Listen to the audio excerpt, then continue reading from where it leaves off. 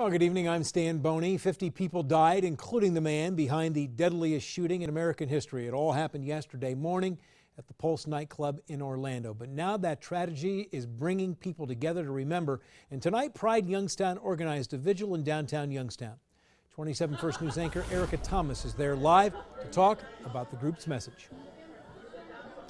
A somber night here on the steps of the Mahoning County Courthouse as hundreds gathered to remember those lives lost in Orlando over the weekend. Still about a dozen people left outside here of those that gathered for this candlelight vigil, honoring and remembering those hurt and killed in Orlando over the weekend. Now, we heard from a lot of people tonight. I want to show you some video from that event just about an hour ago.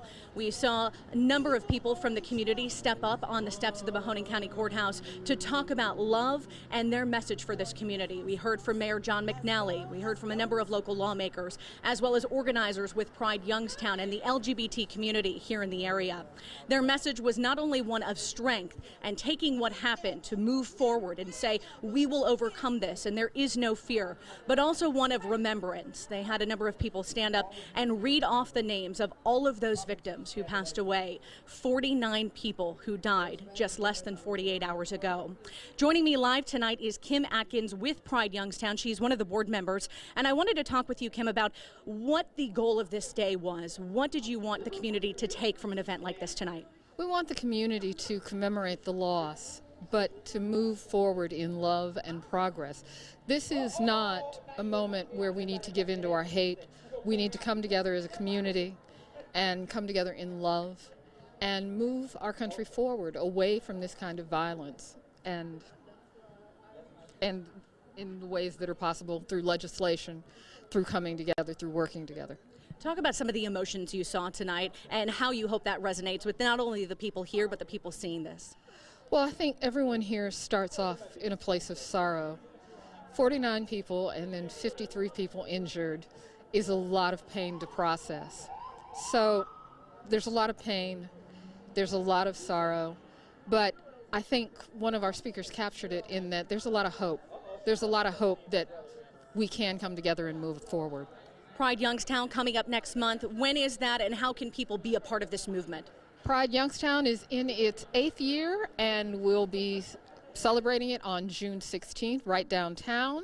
It's a festival, it's a party. We bring out the best of our community and food and music and creativity and love. So the whole community should come out and celebrate. Thank you for joining us tonight. Thank you for coming out. There was also a number of police officers here. Security, obviously a concern. They were worried about people being scared to come out here to make sure that they were safe in an event like this. But the police were here. You could see them visibly making sure that everyone was safe and calm. And the mood very somber, really. A little bit more excitement as things wrapped up. But I think during the ceremony, you saw people holding hands and hugging. And this was really a night of emotion and reflecting on what this community is all about and how we can take the lessons learned from something happening in Orlando and move forward, not only locally, but as a nation. Now, I did speak to a number of young women, 2 women who've been dating for 7 months, and they came out here publicly as a couple for the first time, and they held signs, and they were very emotional about being here. We're going to speak with them coming up tonight at 11 o'clock.